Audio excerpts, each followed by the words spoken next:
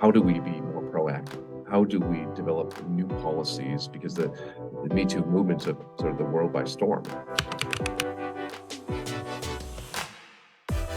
It really sort of hit home for me in thinking about the ways that we often cover for and manage really quite damaging situations.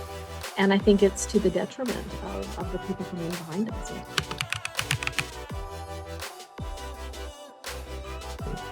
The scandal becomes when the institution fails to deal with it or even acknowledge it. I wonder if that's maybe part of the role of education also, like teaching those skills, how to intervene. Hi, everyone. Welcome back to the Leaning In and Speaking Out podcast.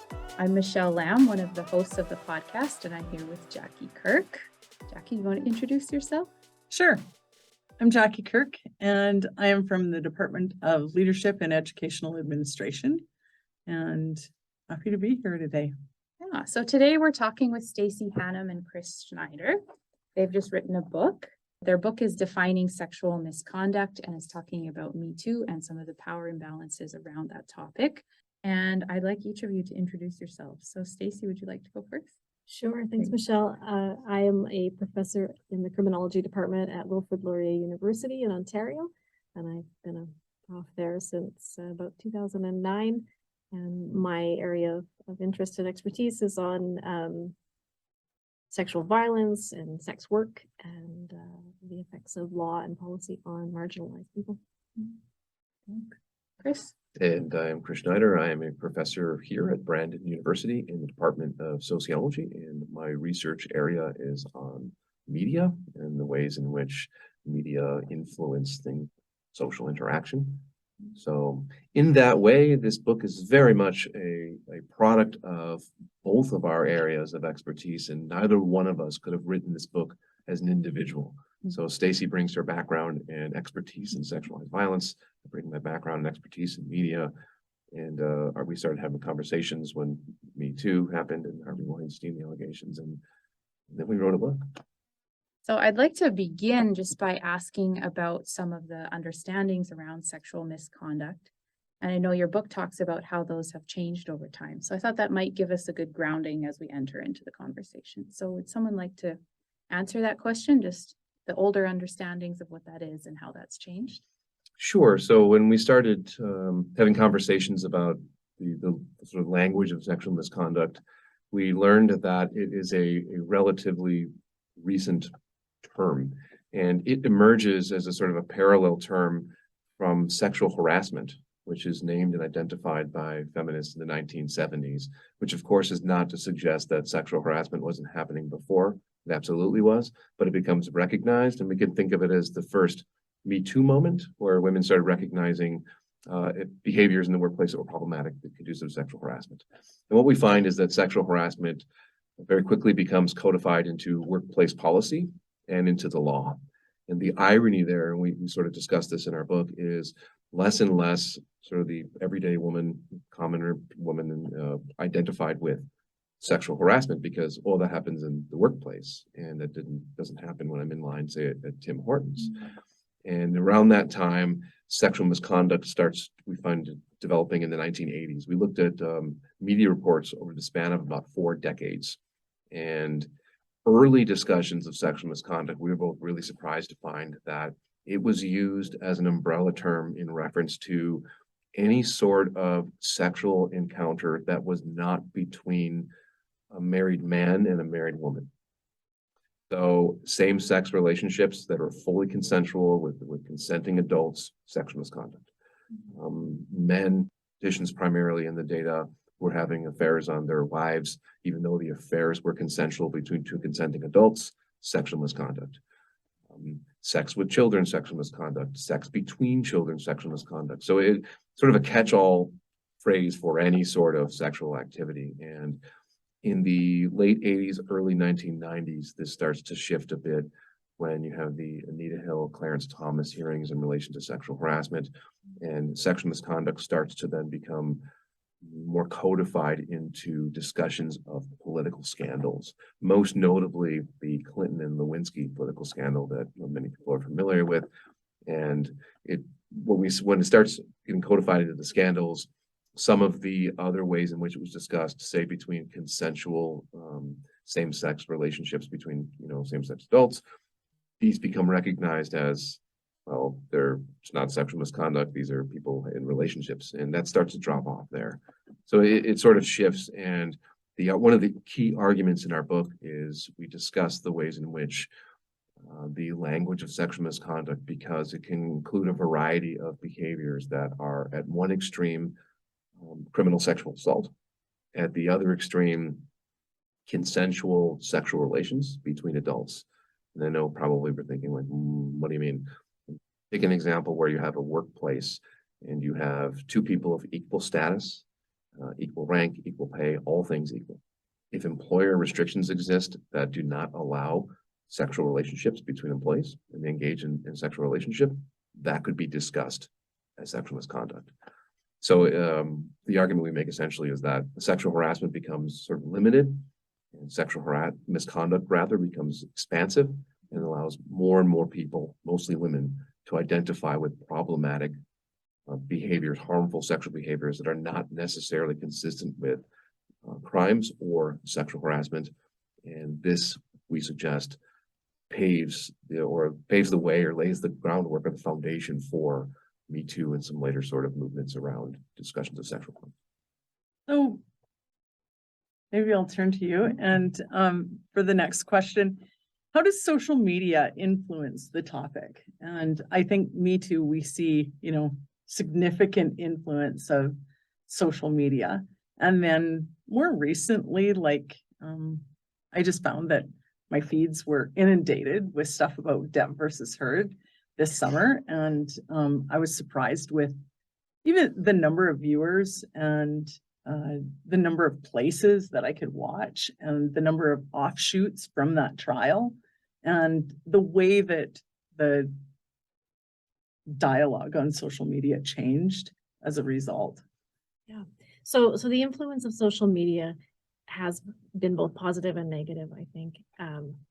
Primarily, social media opens up a platform that in many ways has been called more democratic. It's available to anyone with an internet connection, anyone with a Facebook profile, a Twitter profile can go out there, they can tell their story. And this is a definite shift from in the past when people's stories about sexual violence get first usually told to police.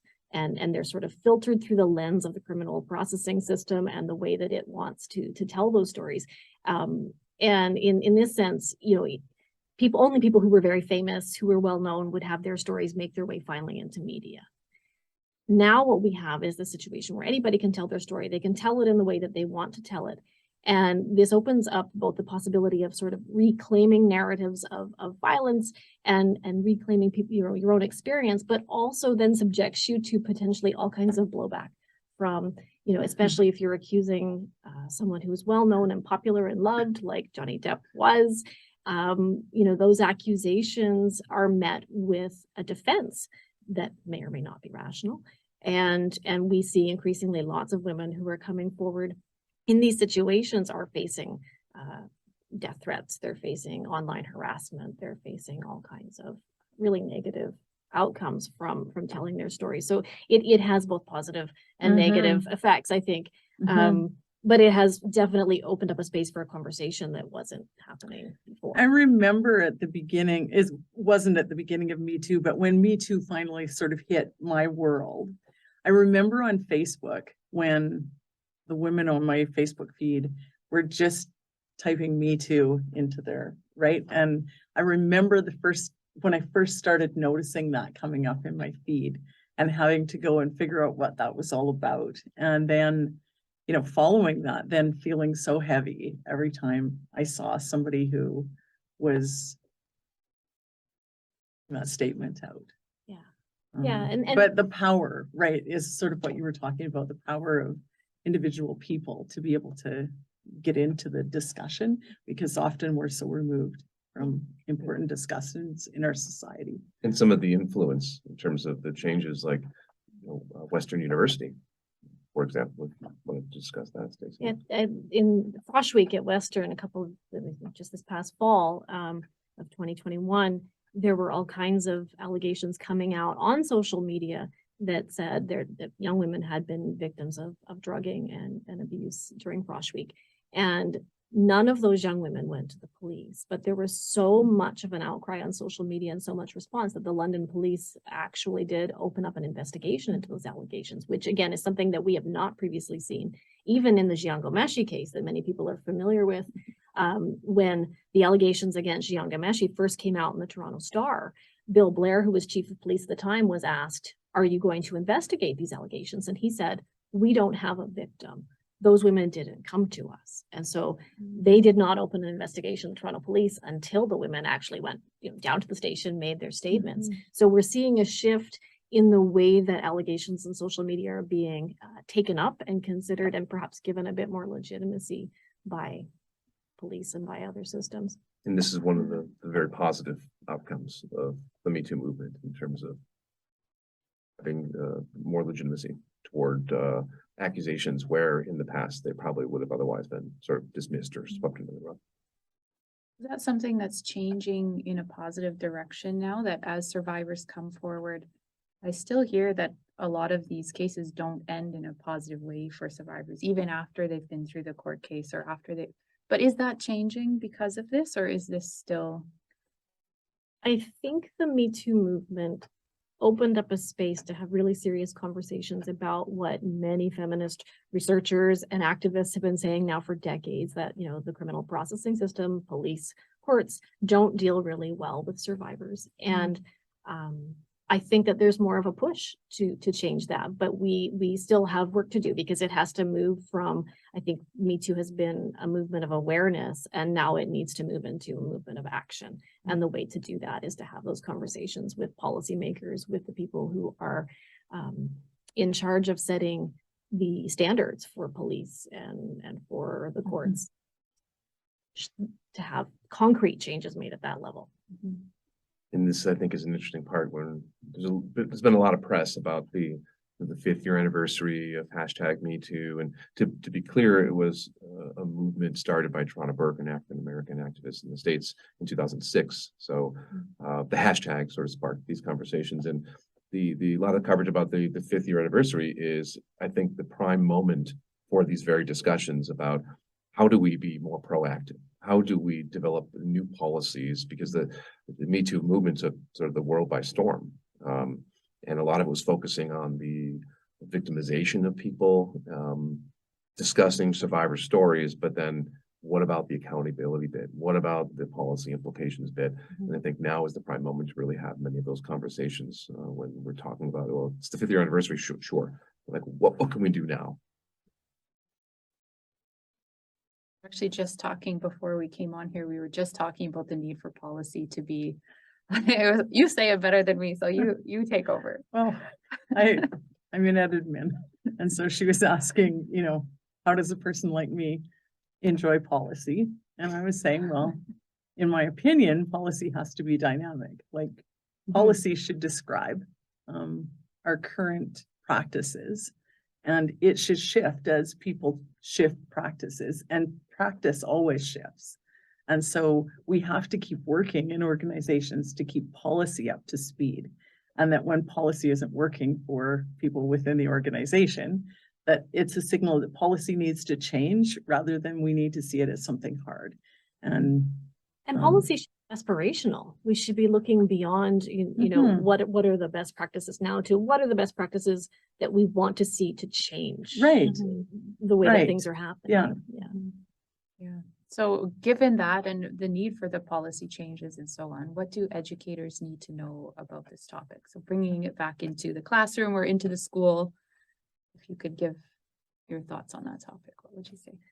I spent a bit of time thinking about this question, and at the level, I want to talk about educators right through from elementary school through to secondary and post-secondary, because at the elementary school level, we are starting to see more conversations about consent and about children's bodily autonomy and the need to teach them at a very young age, the importance of having their own boundaries and being able to say no, but also respecting other people's boundaries and taking no for an answer when no is given.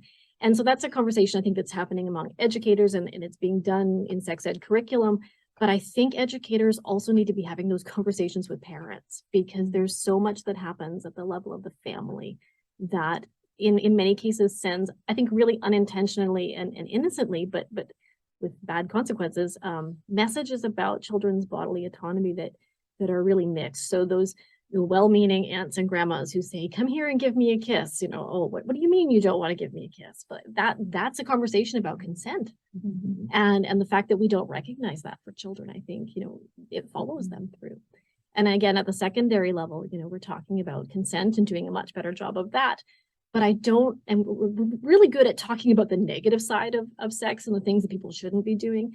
But I don't know that we've empowered our young people to be talking about the positive side of the conversations, because in order to be able to say no, you also need to be able to articulate where your own boundaries are, what it is that you want out of a consensual sexual interaction, let alone shutting down something that's non-consensual, and sort of having those conversations all along the spectrum. And at the post-secondary level, I mean, there's just so much work to be done in terms of our policies, I think, and really engaging the students, engaging the faculty and staff in conversations about what do we want the culture of the institution to look like, and how do we get there? How do we create a policy that not only is preventative and sets the culture that we want to have, so that we prevent people from having these unwanted interactions, but then also, when those things do happen, because they will, making sure that our policy really clearly outlines a path to accountability, and having a space to really engage in conversations about what do survivors need to feel like justice has been done, whatever that is for them. These are difficult conversations to have, and I think we see time and time again that institutions often will avoid these conversations because people don't want to talk about it, and invariably there will be some kind of sexual assault or sexual misconduct that happens in an institution. And when there's good policy in place and these things have been discussed in advance, there's the accountability mechanism, right? And saying, well, this happened, these are the policies and the things that we're going to do in terms of dealing with this situation, which should also include the things that survivors need. It should include a type of accountability for the perpetrators.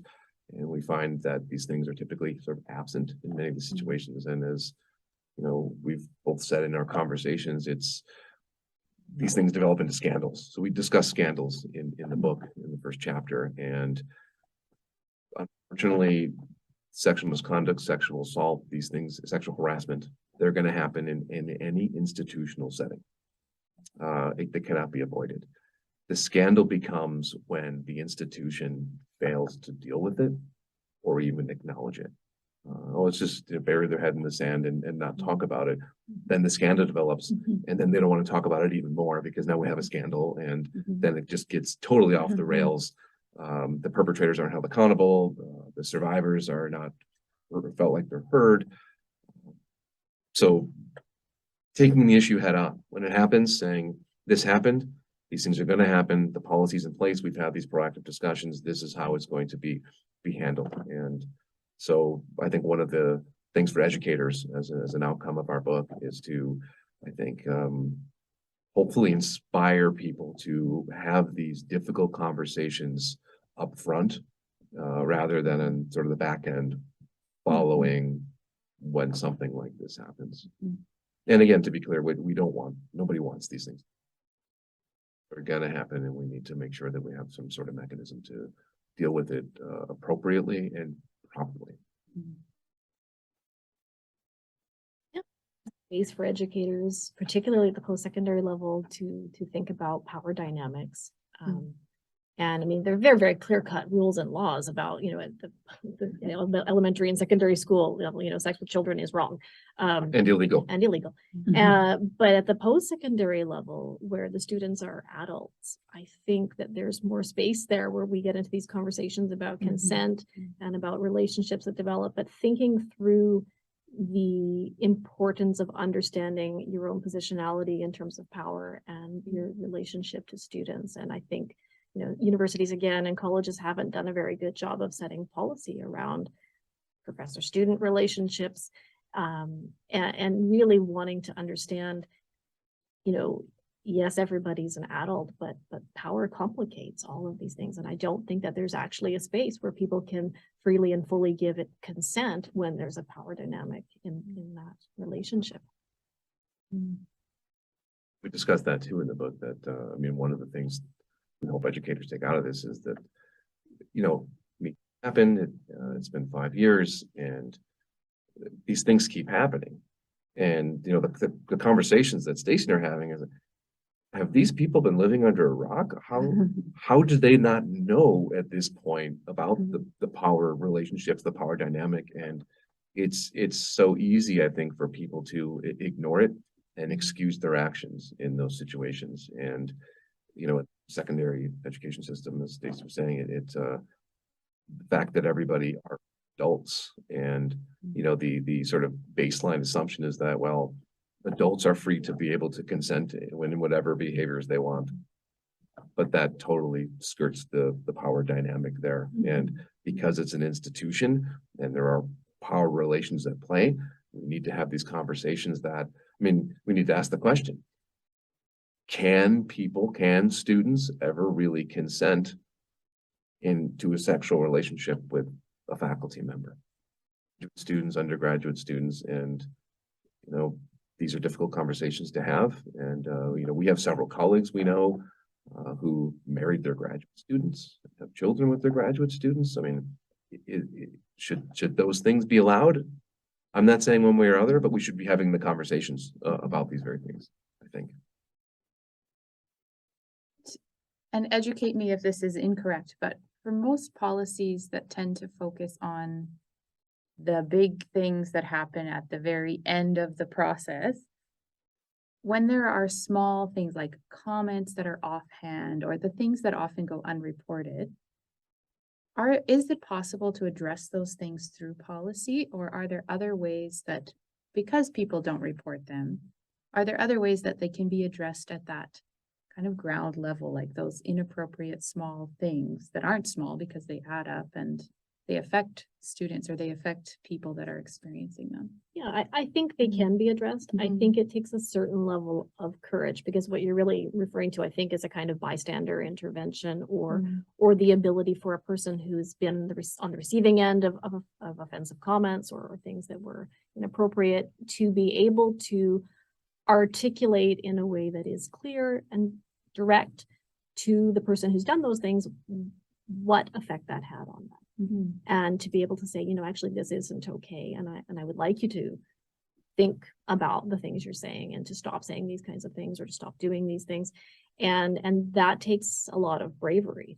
And I think in order to have a space where that's okay and where that can happen, you've got to have the policy and the administrative will to back up those kinds of conversations. And so that if things do go sideways, you don't end up with a reciprocal HR complaint or something about a toxic workplace, right? I think it's sort of incumbent on the people involved to be able to talk to their colleagues and to intervene, so if you see something inappropriate with a student, you have to be able to take a person aside and to say, I think with respect, but also, really directly, say it's not okay and we have to do something about that behavior. Yeah, I wonder if that's maybe part of the role of education also, like teaching those skills, how to intervene. Absolutely. How to stand up. Communication skills are so key all along, from the prevention right up to the response. It all hinges on how well people are able to communicate. This is another thing about the book I think that educators could benefit from in our discussion of the development and expansion of the idea of sexual misconduct, in that, when Stacey mentions HR complaints, and a lot of these things typically have revolved around sexual harassment or inappropriate conducts or statements that could be consistent with sexual harassment.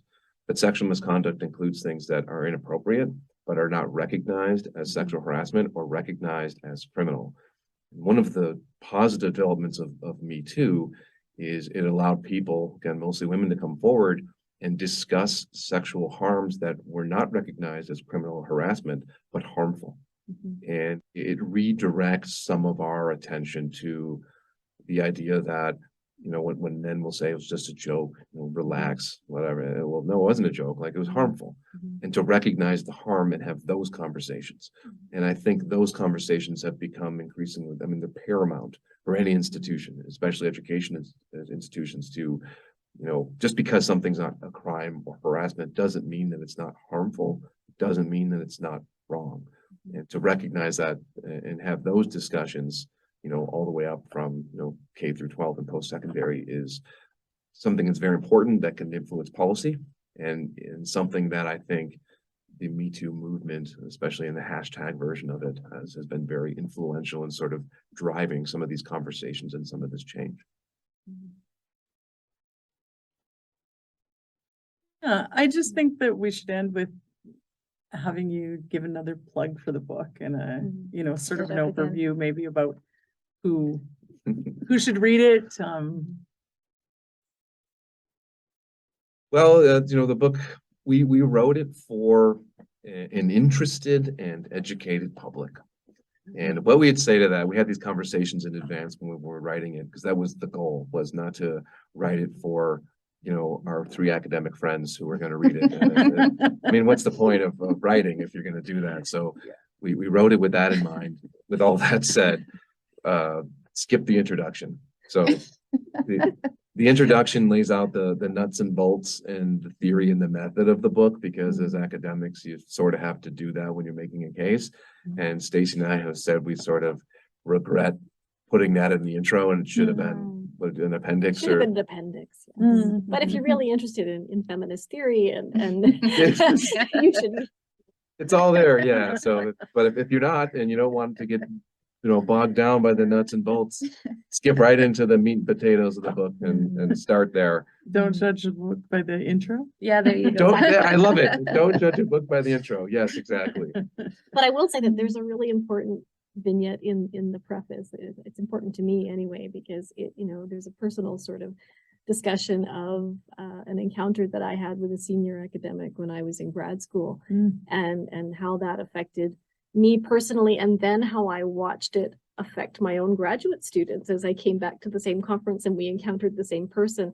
And really it was one of my graduate students, my former graduate student, who called out that behavior and made us all accountable for it, because it had been an intergenerational thing that kept happening until somebody was finally willing to say, yeah, no, this is not okay. And I think, you know, it really sort of hit home for me in thinking about the ways that we often cover for and manage really quite damaging situations. And I think it's to the detriment of the people coming behind us and to our colleagues. And so that was, I mean, so do read the preface, because that was really important for me to recognize, like, actually that was that courageous step of someone who said, no, we have to have a conversation. This was some of the why we need conversations between all peoples, sort of discussing this, including men, because the person that she's speaking about, you know, we all roll in the same social circle, academic social circles, and I know who this person is, and I had never heard of any of the problematic behavior of this person, because men don't talk about these things. And when Stacey and I were writing the book, and so she brought this up and named this person, we don't name the person in the preface, we talk about the story. And really? That person? You know, I've been around that person and I never witnessed anything and never heard of anything. And she said, well, that doesn't mean it didn't happen. And, you know, we started having these conversations, and it really opened my eyes a lot to sort of think about talking with other men about these sorts of things, and learning more and calling out problematic behavior when other men might acknowledge, oh yeah, that, and well, that's not okay. And having those conversations too. And this book is really good for that. I think it's unique in that it was written from, you know, 2 different gendered perspectives, from a man and woman perspective. And I think for readers, especially people in the education field, reading that, you know, you've got both, right? So the press was really interested when we approached the press and said, we want to have this book and we have this book pitch. And they said, wait a minute, this is a book about sexual misconduct written by a woman and a man. yes, we want this book.